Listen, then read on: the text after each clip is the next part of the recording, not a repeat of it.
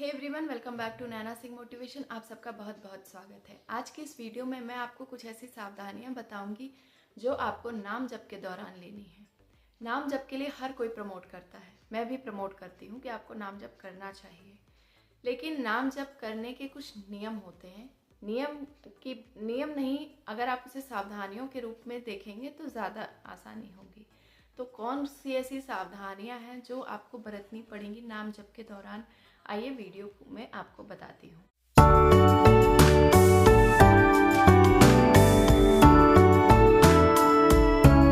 देखिए, एक होता है नाम और एक होता है मंत्र। आप लोग कंफ्यूज मत होइएगा। मंत्र अलग चीज़ है, नाम अलग चीज़ है। मंत्र जाप करते समय आपको पवित्र या अपवित्र में अंतर करना है। मेरा मतलब है कि आपको पवित्र होकर ही मंत्र जाप करना है। आप हर समय मंत्र जाप नहीं कर सकते, ठीक है, समय का भी ध्यान रखना है।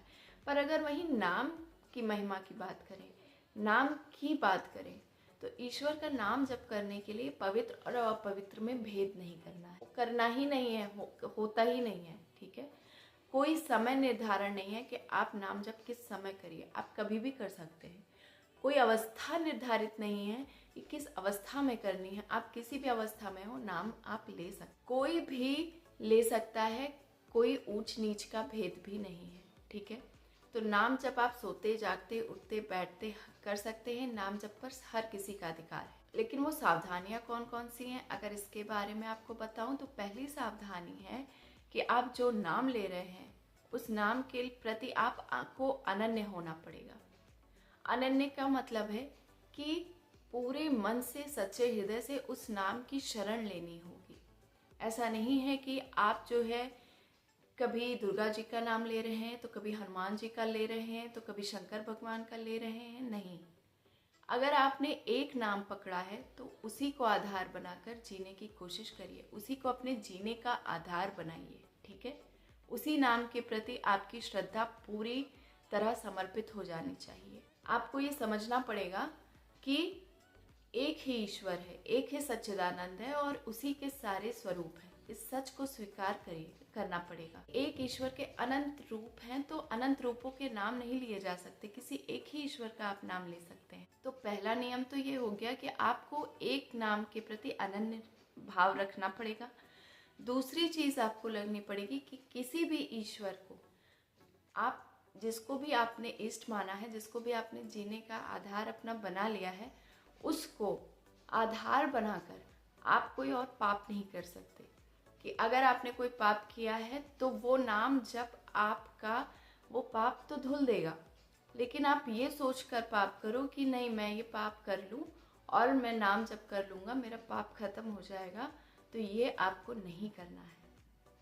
ये विश्वास सही है कि आपने नाम जप किया और आपके सारे पाप वो खत्म कर रहा है, आपको पवित्र कर रहा है वो नाम जप, लेकिन इस विश्वास को आधार बनाकर आप और पाप करते जाइए तो ये गलत है, ठीक है। ये फिर आपको आगे चल के मदद नहीं करेगा, ये आपका निगेटिव इम्पैक्ट डालेगा आप पर। तो ये काम आपको नहीं करना है। ईश्वर का नाम को आधार बनाकर आगे रखकर और जानबूझकर पाप करना कि हम तो पाप कर ले फिर नाम जप से ये धुल जाएगा, ये नहीं करना है। सच है कि आपने पाप किया, अनजाने में हो गई गलती या जानबूझकर आपने नहीं किया कुछ और आपने उसका प्रायश्चित किया, नाम जप किया, खत्म। लेकिन जानबूझकर ये चीज़ नहीं करना है, गलत है। तीसरी चीज़ है कि नाम जप आप जब कर रहे हैं तो आपको ये ध्यान रखना है कि आपने जो नाम जप किया है, जो उसका पुण्य संचित किया है, उसके बदले में आपको कोई भौतिक चीज़ों से सौदा नहीं करना है। आई बात समझ में? आपने आध्यात्म का रास्ता पकड़ा, आपने ईश्वर का हाथ पकड़ा, तो आपको विश्वास होना चाहिए कि उस सच्चिदानंद से ज़्यादा कीमती और कुछ भी नहीं है, ठीक है। अब कोई आपको सोने का हार दे, हीरे का हार दे, आपको ये समझना है कि उस नाम की महिमा और उस नाम से ज़्यादा कीमती ना सोना है ना हीरा है। आपको उसके बदले में कुछ नहीं लेना है, क्योंकि जहाँ आपने कुछ स्वीकार कर लिया वहाँ आपने अपने संचित धन को, अपने संचित पुण्य को बेच दिया। ठीक है, ये चीज़ आपको समझनी है। आपने अगर आध्यात्म का रास्ता पकड़ा है, ईश्वर का नाम जब आप कर रहे हैं, तो आपको ये समझना पड़ेगा कि इससे ज़्यादा कीमती और कुछ नहीं है, ये जानना पड़ेगा। ठीक है, आपको भौतिक चीज़ों से अलग रहना पड़ेगा। आपको उससे सौदा नहीं करना है कि आपने 4 दिन नाम जप कर लिया, फिर आप भौतिक चीज़ों में व्यस्त हैं, एंजॉयमेंट पूरी तरह से ले रहे हैं हर चीज़ का। नहीं, फिर नाम जप का कोई प्रभाव नहीं होगा या क्षीण हो जाएगा प्रभाव, क्योंकि आप दोनों चीज़ों में पैर रखना चाहते हैं और एक आदमी 2 नाव पे पैर रखकर नदी पार नहीं कर सकता है।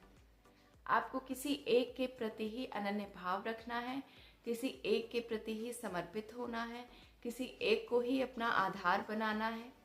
उसको आधार बनाकर आप कोई और पाप नहीं कर सकते कि उसी का नाम आके रख के आप पाप पे पाप किए जा रहे हैं और आप सोच रहे हैं कि वो आपके सारे पाप धुल देगा।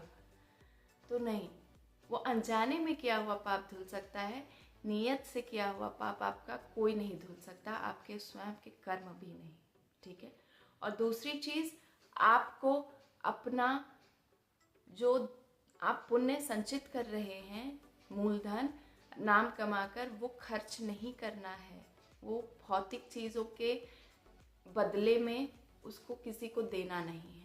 ठीक है, कि आपने भौतिक चीज़ें स्वीकार कर ली और चलो ठीक है अब नाम जप खत्म, उसका पुण्य वहीं छीड़ हो जाएगा।